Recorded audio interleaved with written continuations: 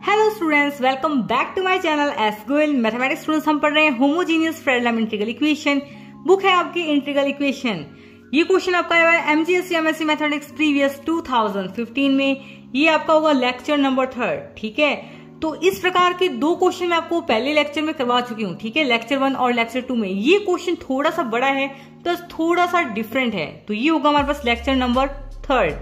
तो यदि आपने लेक्चर नंबर 1 नहीं देखा है तो वो पहले जरूर देखिए, क्योंकि इस प्रकार के क्वेश्चन को हम डिटेल में कैसे सॉल्व करते हैं वो मैंने आपको लेक्चर नंबर 1 में बता रखा है। वो आपको वीडियो एंड स्क्रीन में मिल जाएगा या आई बटन में मिल जाएगा, ठीक है। ओके, तो सबसे पहले देख लेते हैं क्वेश्चन क्या है हमारे पास। Show that the equation gx is equal to lambda 0 to 1 root x multiply में t माइनस में रूट t मल्टीप्लाई में x gt dt does not have real eigen values and eigen function. ये जो हमारे पास इक्वेशन है इसके ना ही हमारे पास आइगन वैल्यूज है और ना ही इसके आइगन फंक्शन है। सो स्टूडेंट्स, अब हम देखेंगे कौन कौन सी कंडीशन में हमारे पास इक्वेशन के आइगन वैल्यूज और आइगन फंक्शन नहीं मिलते हैं। तो मैं आपको पिछला थोड़ा सा लेक्चर रिकॉल करवाना चाहूंगी।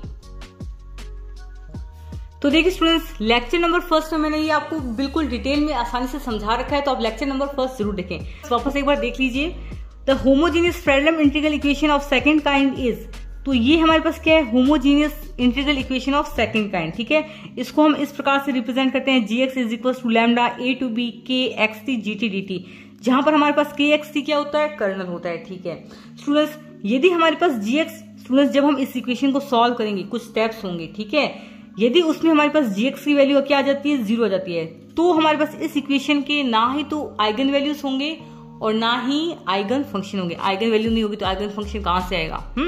तो देखिए, obviously one has always the solution gx is equal to 0 which is known as zero और ट्राइवल सॉल्यूशन, ठीक है। यदि हम इस इक्वेशन को सॉल्व करते करते करते यदि हमारे पास gx की वैल्यू 0 हो जाएगी तो इस इक्वेशन का सॉल्यूशन क्या होगा, 0 सॉल्यूशन होगा। सॉल्यूशन 0 होगा यानी कि इसकी कोई आइगन वैल्यू नहीं होंगी और कोई आइगन फंक्शन नहीं होगा, और 0 सॉल्यूशन को हम ट्राइवल सॉल्यूशन भी बोलते हैं। सिंपल। ओके, मान लीजिए हमारे पास gx नॉट इक्वल टू 0 आ गया। मान लीजिए हमारे पास gx नॉट इक्वल टू 0 आ गया, तो उस केस में हमारे पास स्टूडेंट्स आइगन वैल्यूज भी होंगी और आइगन फंक्शन भी होगा, ठीक है। ये लिखा गया है इसमें, ठीक है। देखिए next, every non zero solution of 1, यानी कि जब हमारे पास इसका नॉन जीरो सोल्यूशन आ जाता है, यानी कि gx is not equal to 0 of 1 is called eigen function, यानी कि ये gx से हमारे पास क्या होता है, आइगन फंक्शन। इसकी कुछ वैल्यू आएगी ना, gx की कुछ वैल्यू आएगी ना, तो वही हमारे पास क्या होती है, आइगन फंक्शन की वैल्यू होती है। Corresponding to the eigen value lambda, यानी कि जो हमारे पास हम सॉल्व करेंगे उसमें हमारे पास कुछ लैम्डा की वैल्यू निकलेगी, ठीक है। उसके कॉरस्पॉन्डिंग ही हमारे पास ये gx की वैल्यू आएगी, ठीक है। और gx हमारे पास क्या होता है, आइगन फंक्शन। यहाँ पर आपको एक बात और नोट करनी है, यदि हमारे पास लैम्डा की वैल्यू 0 आ गई तो वो हमारे पास एक आइगन वैल्यू नहीं है, ठीक है। लैम्डा इज इक्वल टू 0 हमारे पास एक आइगन वैल्यू नहीं होगी, तो आप लिख लीजिए the number lambda is 0 is not an eigen value since, यदि हमारे पास लैम्डा 0 हो जाएगा तो gx हमारे पास 0 हो जाएगा। जैसे ही हमारे पास gx 0 हो जाएगा तो वो हो जाएगा हमारे पास 0 सॉल्यूशन, ठीक है। तो हमारे पास क्या होगा बताओ, lambda is equal to 0, eigen value नहीं होगी। तो चलिए चलते हैं फटाफट से क्वेश्चन पर। तो देखिए स्टूडेंट्स, इस प्रकार के क्वेश्चन को कैसे सॉल्व करते हैं। हमें दिया गया है gx is equal to lambda 0 to 1 under root में x मल्टीप्लाई में t माइनस में अंडर रूट में t मल्टीप्लाई में x gt dt। तो इसमें हम क्या करेंगे स्टूडेंट्स, पहले तो ये इंटीग्रेशन है इसको सेपरेट करेंगे, ठीक है। क्या करेंगे, इंटीग्रेशन को सेपरेट करेंगे। फिर हम क्या करेंगे, इसमें जो कांस्टेंट है उसको बाहर ले लेंगे, ठीक है। पहले लैम्डा की इसके साथ मल्टीप्लाई कर दीजिए, है ना, gt की इसके साथ मल्टीप्लाई कर दीजिए, लैम्डा की इसके साथ मल्टीप्लाई कर दीजिए, gt की इसके साथ मल्टीप्लाई कर दीजिए, इनको सेपरेट कर लीजिए। फिर जो कांस्टेंट है उसको बाहर ले लीजिए, ठीक है। यानी कि ये कुछ इस प्रकार होगा, बताओ कैसे होगा, बताते हैं आपको। ये 0 to 1, ठीक है, लैम्डा रूट में x t, ये gt dt माइनस में 0 to 1, इनको सेपरेट करके लिख रही हूं, ठीक है। 0 to 1 लैम्डा रूट में t मल्टीप्लाई में x gt dt हो गया, ठीक है। सिंपल सा स्टेप करना है। ओके, अब हम क्या करेंगे स्टूडेंट्स, इसमें से कांस्टेंट, ये दोनों इंटीग्रेशन अब अलग अलग होगी, ठीक है। इनमें से कांस्टेंट क्या है हमारे पास, लैम्डा रूट x है ना। इंटीग्रेशन हो रहा है हमारे पास विद रिस्पेक्ट टू t, यहां पर भी इंटीग्रेशन क्या है, विद रिस्पेक्ट टू t। तो जो भी कांस्टेंट है बाहर लेंगे, तो यहां पर कांस्टेंट है लैम्डा रूट x और यहां पर कांस्टेंट है लैम्डा और x, तो इनको क्या करते हैं, इंटीग्रेशन से बाहर निकालते हैं। तो ये निकाल दिया हमने लैम्डा रूट एक्स को इंटीग्रेशन से बाहर। बच्चा क्या हमारे पास इंटीग्रेशन के अंदर 0 to 1 t gt dt minus में लैम्डा एक्स इंटीग्रेशन से बाहर क्योंकि ये कांस्टेंट है। बच्चा क्या हमारे पास 0 to 1 अंडर रूट में t gt dt। ठीक है, अब हम क्या करेंगे, बिल्कुल सिंपल सेम स्टेप है जो हमने पिछले 2 क्वेश्चन में किया था।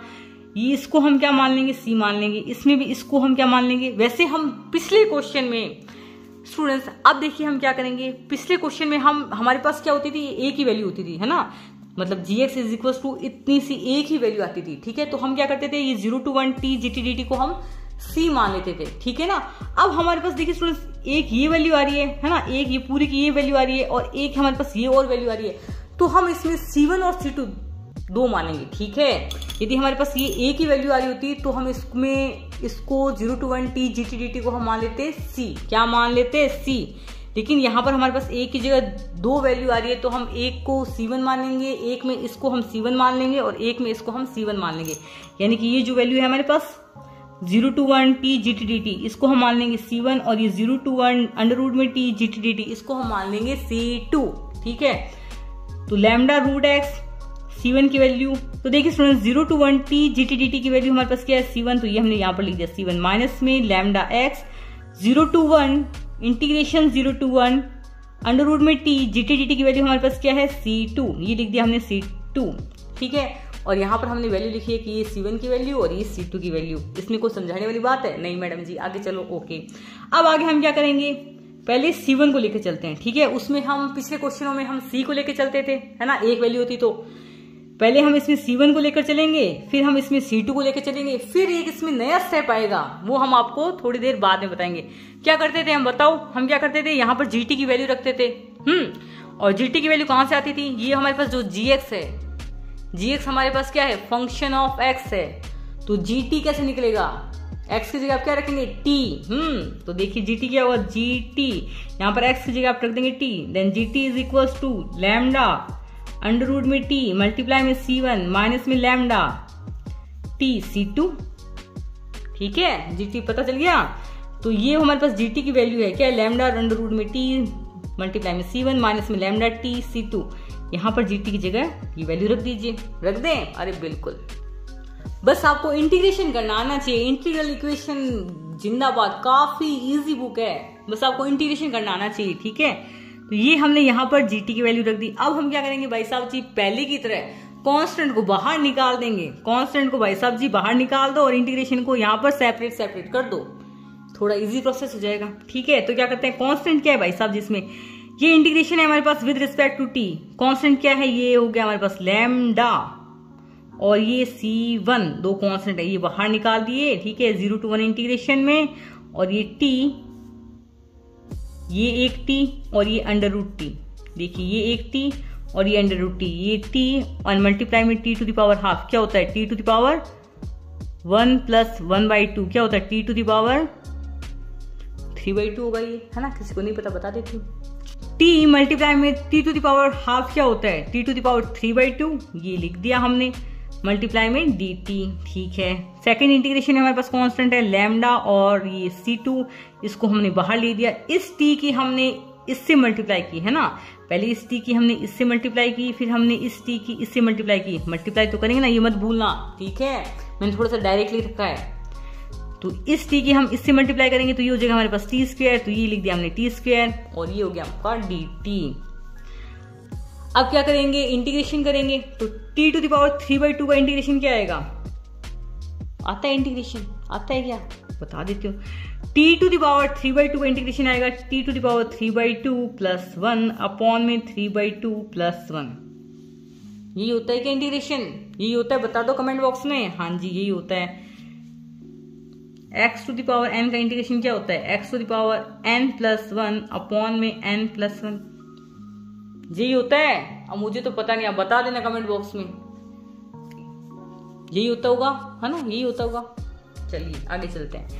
तो देखिए स्टूडेंट्स, ये होगा हमारे पास t to the power 3/2 plus 1 upon 3/2 plus 1। तो t to the power 3/2 plus 1 हमारे पास क्या होता है, t टू द पावर 5/2, और 3/2 प्लस 1 हमारे पास क्या होता है, 5/2। ठीक है, माइनस में लैम्डा c2, t² का इंटीग्रेशन हमारे पास क्या होगा, t³ अपॉन 3। ये आप जानते होंगे इंटीग्रेशन करना, छोटी क्लासेस में आप सीख सकते हैं। ठीक है ना। X to the power n का integration x to the power n का इंटीग्रेशन हमारे पास क्या होता है, x to the power n plus one upon में एन प्लस वन, ठीक है। ओके, तो ये जो हमारे पास 5/2 है इसको हम इस प्रकार लिख सकते हैं ना, T to the power 5/2 upon में 5 मल्टीप्लाई में 2, है ना। इसको हम 2 को नीचे लाएंगे तो ये 5/2, इस 2 को हम यहां पर नीचे लेके आएंगे तो ये 5/2 बन जाएगा, ठीक है। अब इस 2 को हम ऊपर भेज रहे हैं, है ना, तो भेज सकते हैं ना, ये तो आपको आता ही होगा। तो ये हो जाएगा हमारे पास 2/5 मल्टीप्लाई में टी टू द पावर 5/2, ठीक है। ओके, लिमिट हमारी कहां से कहां तक जा रही है, दोनों में हमारी लिमिट जा रही है 0 to 1। सो स्टूडेंट्स, दोनों में हमारे पास लिमिट जा रही है 0 to 1। तो सबसे पहले हम यहाँ पर रखेंगे अपर लिमिट, अपर लिमिट रखेंगे तो अपर लिमिट हमारे पास क्या है 1, तो यहाँ t की जगह 1 रखेंगे तो 1 टू द पावर 5/2 1 ही होगा, 1 ही होगा ना। तो ये होगा हमारे पास लैम्डा c1 मल्टीप्लाई में 2/5। लोअर लिमिट रखेंगे, t की जगह 0 रखेंगे तो 0 आएगा, ठीक है। माइनस में लैम्डा c2, यहाँ पर भी स्टूडेंट्स आप अपर लिमिट रखेंगे, है ना, यहाँ पर भी स्टूडेंट्स आप अपर लिमिट रखेंगे, t की जगह 1 रखेंगे तो ये हो जाएगा हमारे पास माइनस में लैम्डा c2 अपॉन में 3। फिर लोअर लिमिट रखेंगे तो t की जगह 0 रखेंगे तो उसकी वैल्यू हमारे पास 0 आ जाएगी, ठीक है। ये हमारे पास यहाँ पर चल रहा है c1, समझ गए इतना। तो ये देखिए यहाँ पर भी हमारे पास c1 है, यहाँ पर भी हमारे पास c1 है। इस टर्म को, इन दोनों टर्म को इधर भेज दीजिए तो ये होगा हमारे पास c1, कॉन्स्टेंट लेते हैं इन दोनों में, है ना, तो होगा हमारे पास 1 माइनस में 2 lambda upon 5, 2 lambda upon 5 minus ये इधर आ जाएगा तो प्लस का हो जाएगा, प्लस में लैम्डा c2 अपॉन 3, समझ गए कुछ। तो देखिए स्टूडेंट्स, इस प्रकार हमारे पास आ गया 1 माइनस 2 लैम्डा अपॉन 5 मल्टीप्लाई में c1 plus lambda upon 3 c2 equals to 0।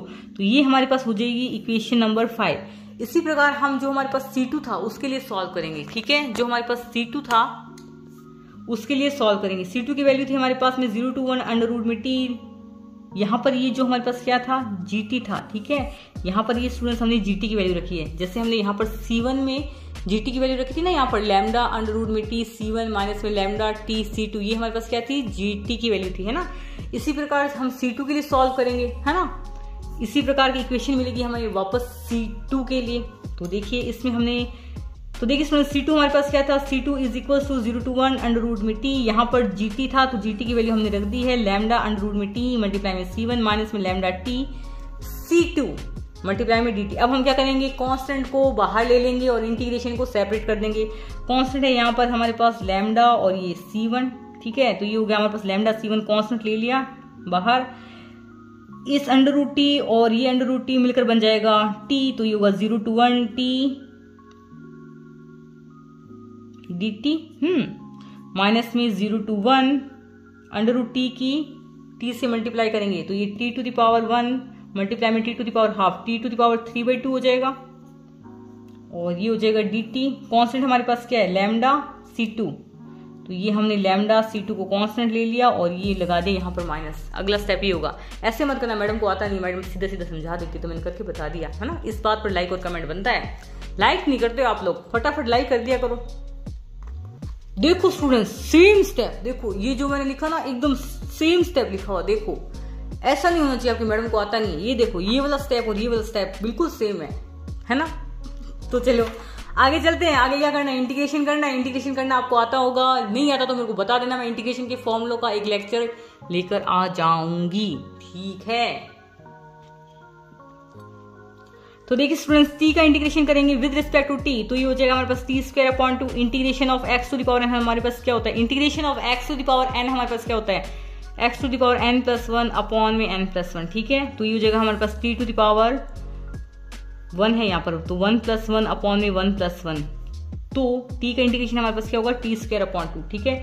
Limit कहां से कहां तक जा रही है 0 to 1 माइनस में lambda c2 t to the power 3/2 का इंटीग्रेशन क्या होगा t to the power 3/2 plus 1 n, यहाँ पर हमारे पास क्या है 3/2, तो ये अपॉन में क्या आएगा हमारे पास 3/2 प्लस 1, तो ये हो जाएगा हमारे पास t to the power 3/2 plus 1 क्या होता है 5/2, ये 5 है, ठीक है, ये 5/2 है। ये हो जाएगा हमारे पास t to the power 5/2 upon में 5/2। अब ये जो हमारे पास 5/2 है इसको हम पहले बताया था ना कैसे लिखेंगे, ये 2 को हम ऊपर भेजेंगे, अपॉन में बचेगा हमारे पास 5, ठीक है, यानी कि ये हो जाएगा t to the power 5/2 multiply में हमारे पास 2 अपॉन में 5, ठीक है। इस 2 को हम नीचे भेजेंगे तो ये हमारे पास 5/2 करके आ जाता है। इतना स्टूडेंट्स आप समझ सकते हैं, इतने छोटे बच्चे तो मुझे लगते नहीं है। ठीक है स्टूडेंट्स, अब हम इसमें लिमिट रखेंगे। तो सबसे पहले हम रख लेते हैं इसमें अपर लिमिट। जब हम इसमें अपर लिमिट रखेंगे यानी कि टी की जगह जब हम 1 रखेंगे इसमें, तो देखिए अपर लिमिट रखेंगे तो टी की जगह जब हम 1 रखेंगे तो ये हो जाएगा हमारे पास 1/2 है ना, 1 का स्क्वायर 1 ही होता है। तो ये हो जाएगा हमारे पास लैम्डा C1 मल्टीप्लाई में 1/2। तो ये हो गया हमारे पास लैम्डा C1 मल्टीप्लाई में 1/2। जब हम इसमें लोअर लिमिट रखेंगे माइनस करके, तो यहाँ पर टी की जगह हम 0 रखेंगे तो उसकी वैल्यू क्या हो जाएगी, 0 हो जाएगी। तो लिखने की भाई साहब जी कोई जरूरत नहीं है। माइनस में लैम्डा C2, सबसे पहले हम रखते हैं अपर लिमिट। जब टी की जगह हम 1 रखेंगे तो ये हो जाएगा हमारा 1/5/2 मल्टीप्लाई में है हमारे पास 2/5। ठीक है 1/5/2 क्या होगा, 1 ही होगा। तो आएगा हमारे पास क्या, 2/5। ठीक है माइनस में लोअर लिमिट रखेंगे तो देखिए स्टूडेंट्स, माइनस में जब हम लोअर लिमिट रखेंगे और यहाँ पर ब्रैकेट में हमारे पास चल रहा होगा यहाँ लैम्डा C2। जब माइनस में करके लोअर लिमिट रखेंगे तो हम लोअर लिमिट रखेंगे यानी कि टी की जगह आप 0 रखेंगे तो लोअर लिमिट की वैल्यू हमारे पास आएगी 0। तो हमारे पास क्या प्राप्त होगा, लैम्डा C2 मल्टीप्लाई में 2/5। ओके अब स्टूडेंट्स हम देखिए स्टूडेंट्स, अब हम यहाँ तक पहुंच चुके हैं। अब हम क्या करेंगे, कॉमन लेंगे C2 इसमें और इसमें। तो हम ये वाले दोनों टर्म इस साइड भेज देते हैं यानी कि ये हो जाएगा हमारे पास C2 माइनस में लैम्डा C1 मल्टीप्लाई में 1/2। ये इधर भेजेंगे तो हो जाएगा प्लस में लैम्डा C2 मल्टीप्लाई में 2/5 इज इक्वल टू 0। यही आएगा। इसमें और इसमें हम C2 कॉमन लेंगे तो हमारे पास क्या आएगा, देखिए C2 आएगा हमारे पास में 1 प्लस 2/5 लैम्डा, 2/5 लैम्डा यही आएगा। माइनस में हमारे पास क्या है, lambda upon 2 C1 is equal to 0। तो ये हमारी वैल्यू आ चुकी है यहाँ पर, है ना। इन दोनों टर्म को हमने इधर भेज दिया, फिर हमने इसमें और इसमें C2 कॉमन ले लिया। देखिए स्टूडेंट्स, कॉमन ले लू के जो हमारे पास ये वैल्यू आई वो हमने यहाँ पर वापस रख दी है। ठीक है यहाँ तक हम पहुंच चुके हैं। माइनस में lambda upon 2 C1 plus C2 1 plus 2 multiply में lambda upon 5 is equal to 0। देखिए स्टूडेंट्स, ये आ गई हमारे पास इक्वेशन नंबर 6। पहले हमारे पास आई थी इक्वेशन नंबर 5। अब इस इक्वेशन नंबर 5 और इस इक्वेशन नंबर 6 को हम कैसे सॉल्व करेंगे वो भी हम आपको बताते हैं। तो देखिए स्टूडेंट्स, आपको क्या पता होना चाहिए वो देखिए, ये है हमारे पास system of homogeneous linear equation. जो हमारे पास C1 के साथ में यहाँ पर कुछ वैल्यू थी ना, तो यहाँ पर C1 की जगह हमारे पास x है, प्लस C2 के साथ में यहाँ पर कुछ वैल्यू थी ना, तो यहाँ पर ये y को आप मान सकते हैं C2, ये कुछ वैल्यू मान सकते हैं, समझ गए।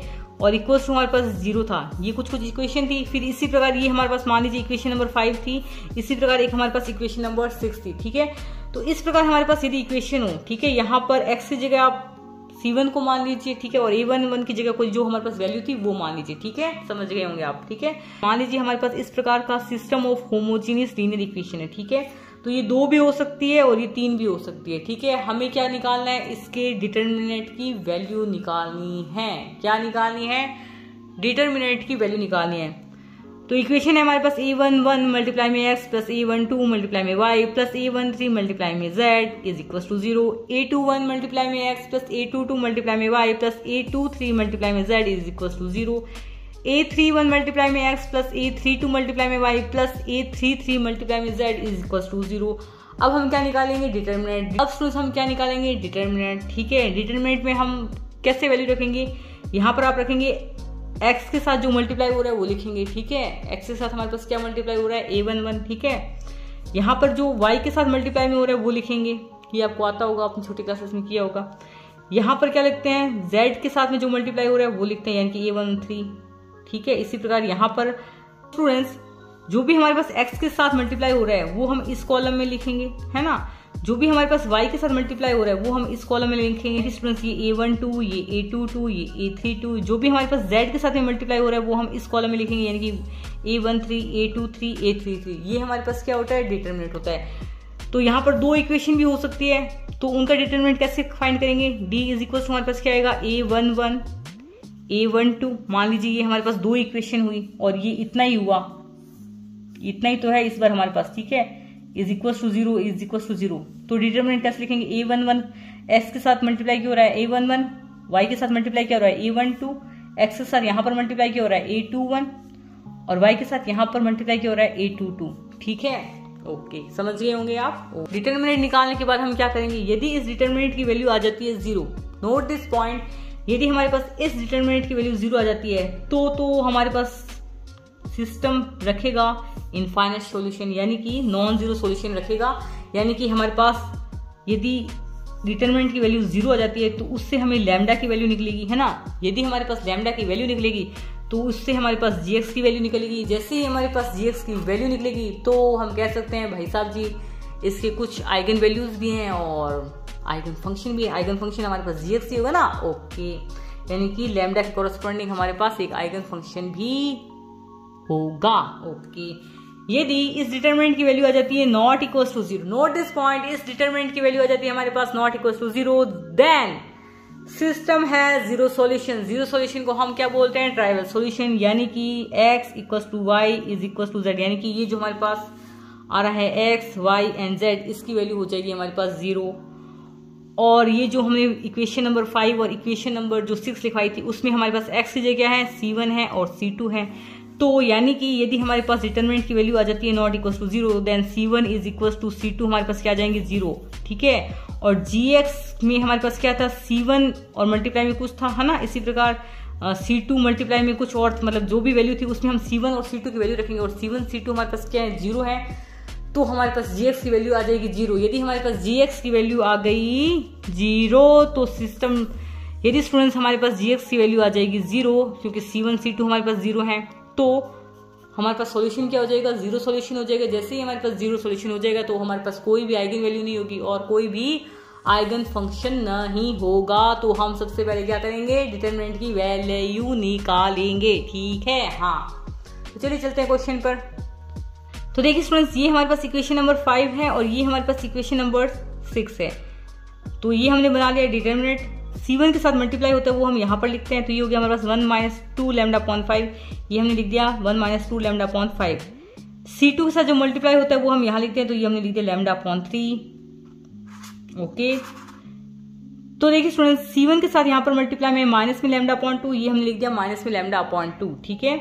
c2 के साथ यहाँ पर मल्टीप्लाई में 1 प्लस 2 लैम्डा अपॉन 5, यहाँ पर लिख दिया हमने 1 प्लस 2 लैम्डा अपॉन 5। डिटरमिनेंट की यदि वैल्यू हमारे पास 0 आती है तो ही हमारे पास आइगन वैल्यूज और क्या होंगे, आइगन फंक्शन होंगे, है ना। और इनफाइनाइट सॉल्यूशन होगा, यानी कि नॉन जीरो सॉल्यूशन होगा हमारे पास यदि डी लैम्डा की वैल्यू हमारे पास 0 आ जाती है तो, ठीक है। तो 2/2 का डिटरमिनेंट आपको सॉल्व करना आता होगा, है ना। इसके साथ मल्टीप्लाई, माइनस में इसके साथ मल्टीप्लाई, बता दिया मैंने। तो चलिए आगे चलते हैं।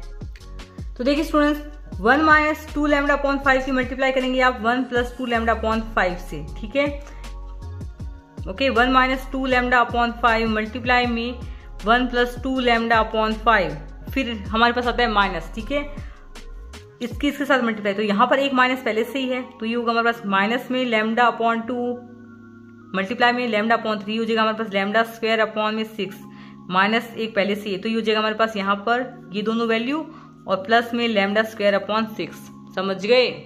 तो चलिए आगे चलते हैं। तो देखिए स्टूडेंट्स, यहाँ पर हमारे पास है प्लस का 2 लैम्डा अपॉन 5, ये है हमारे पास माइनस का 2 लैम्डा अपॉन 5, ये हो जाएगा हमारे पास कैंसिल, ठीक है। तो यहाँ पर देखिए स्टूडेंट्स, इसमें हम लेंगे क्या, एलसीएम लेंगे।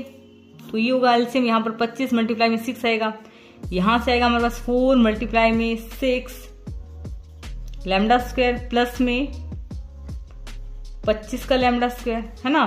25 मल्टीप्लाई बाय 6 क्या होता है, 150 ही होता है। तो 25 का लैम्डा स्क्वायर माइनस का 24 का लैम्डा स्क्वायर, 6 चौक 24, ठीक है। 25 lambda square minus 24 lambda square क्या आता है हमारे पास में, लैम्डा स्क्वायर अपॉन में 150, और ये 1 हमारे प्लस में चल रहा है, तो ये आएगा हमारे पास 1 प्लस लैम्डा स्क्वायर अपॉन 150। ये सारा स्टेप मैंने कर रखा है, ठीक है। यहाँ पर 150 की जगह आप 25 × 6 लिख सकते हैं, ठीक है। तो हम कहाँ पहुंच गए, यहाँ तक पहुंच गए डायरेक्ट, इसको इस प्रकार लिख सकते हैं ना, समझ गए, ठीक है। सो इसमें हम 150 को इससे मल्टीप्लाई करेंगे तो 150 plus lambda square is equal to 0, lambda square is equal to minus में 150, lambda is equal to plus minus iota 150 under root 150। तो भाई साहब जी ये वैल्यू तो आ गई हमारे पास इमेजिनरी, लैम्डा की वैल्यू आ गई इमेजिनरी। अब क्या करें बताओ, यानी कि स्टूडेंट्स हमारे पास जो लैम्डा की वैल्यू प्राप्त हुई है, यानी कि जो आइगन वैल्यू प्राप्त हुई है, वो हमारे पास क्या इमेजिनरी है, रियल नहीं है। यानी कि जो रियल आइगन वैल्यू होगी लैम्डा, उसके लिए हमारे पास डी लैम्डा की वैल्यू नॉट इक्वल्स टू 0 होगी, क्योंकि ये जो वैल्यू आ रही है वो तो इमेजिनरी आ रही है ना। ये वो वैल्यू आ रही है ना लैम्डा की, जो आइगन वैल्यू आ रही है वो तो इमेजिनरी है। इस इमेजिनरी वैल्यू के लिए हमारे पास डी लैम्डा की वैल्यू क्या है, 0 है। लेकिन जब हमारे पास रियल वैल्यू आएगी, है ना, जब यदि हमारे पास लैम्डा की वैल्यू कोई रियल हुई तो उसके लिए तो हमारे पास डी लैम्डा क्या होगा, नॉट इक्वल्स टू 0। जैसे ही हमारे पास d lambda not equals to 0 हुआ तो हमारे पास क्या होगा भाई साहब जी, C1 C2 की वैल्यू क्या होगी, 0 होगी।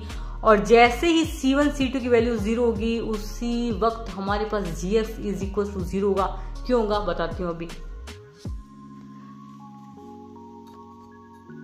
तो सबसे पहले स्टूडेंट्स आप देख लीजिए आपको लिखना क्या है, showing that D lambda is not equal to 0 for any real value of lambda, है ना।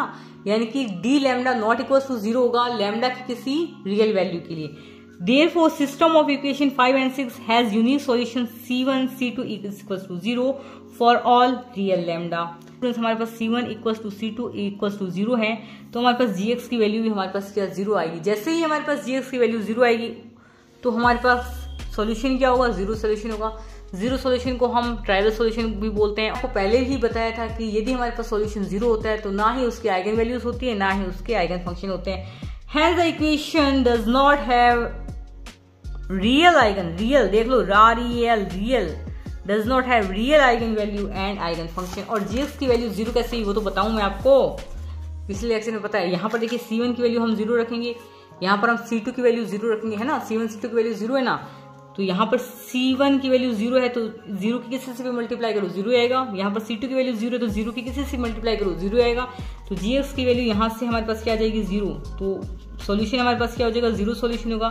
जैसे ही 0 सॉल्यूशन होगा तो क्या हो जाएगा, ना ही हमारे पास आइगन वैल्यू रहेगी, ना ही हमारे पास आइगन फंक्शन होगा।